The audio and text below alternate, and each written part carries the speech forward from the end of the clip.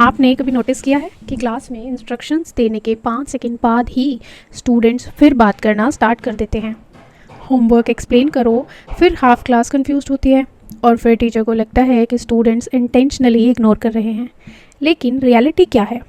Mostly students डिसओबीडिएंट नहीं होते, उनका ब्रेन इंस्ट्रक्शन प्रोसेस ही नहीं कर पाता।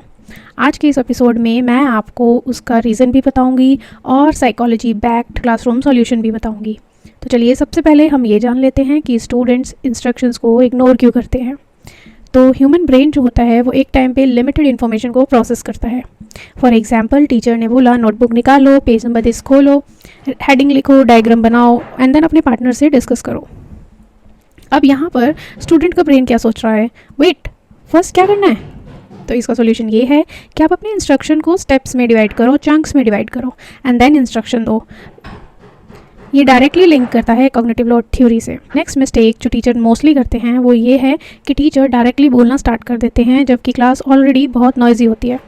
ब्रेन सेलेक्टिव अटेंडेंस यूज़ करता है, नॉइज़ के बीच इंस्ट्रक्शन डिसअपियर हो जाती है। इसका सॉल्यूशन क्या है? सबसे पहले clap pattern, then countdown pattern, hand raise signal या फिर bell sound.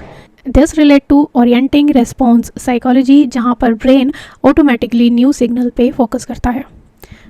And next is repeating the instructions again and again.